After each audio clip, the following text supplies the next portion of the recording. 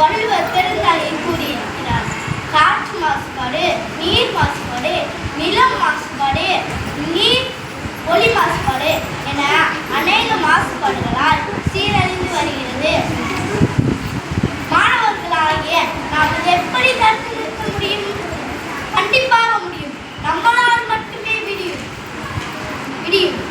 சின்ன ஜெருசெல்லாம் சிகரெட்டு பிடிக்குது, சித்தப்பன் மார்க்கிட்ட தீப்பெட்டி கேட்குது என நாட்டுப்புற பாடல் கூறுவது போல் மோசமான மாணவர்களாக இல்லாமல் நாட்டை காக்கும் வீரமான மாணவர்களாக இருக்க வேண்டும்.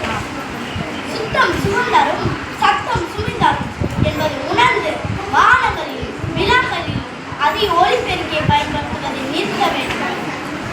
பூமிக்கடியில் தண்ணீரை சேமிக்க வேண்டும்.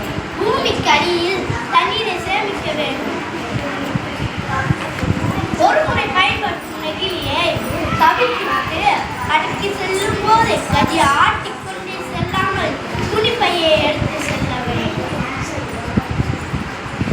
அதெல்லாம் தவிர்த்து விட்டு மிக முக்கியமானது பேச்சு போட்டிகளிலும் பாட்டு போட்டிகளிலும் கட்டுரை போட்டிகளிலும் வசனம் பேசுவதை விட எழுதுவதை விட நிஜ வாழ்க்கையில் வாழ பின்பற்றுவதால் நாம் இந்த பூமிக்கு செய்யும் மிகப்பெரிய தொண்டே. சோம்பேறித்தனத்தாலும் அலட்சியத்தாலும் நாம் செய்யும் சிறு சிறு தவறுகள் நம்மையும் சந்ததிகளையும் எவ்வளவு பாதிக்கிறது என்பதை உணர வேண்டும்.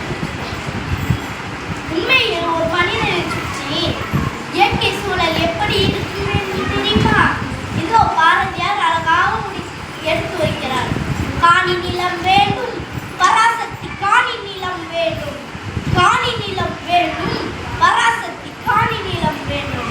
10, 12 தென்னை மரம் பக்கத்திலே வேண்டும். 10, 12 தென்னை மரம் பக்கத்திலே வேண்டும். அங்கு கத்தும் குயிலோசை சற்று காதில் பட வேண்டும்.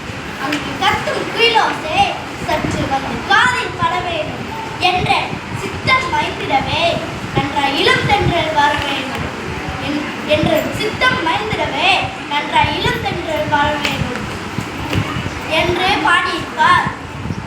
ஆனால் அதே பாரதி இன்று இருந்தால் பாப்பா பாட்டி எப்படி எழுதியிருப்பார் தெரியுமா?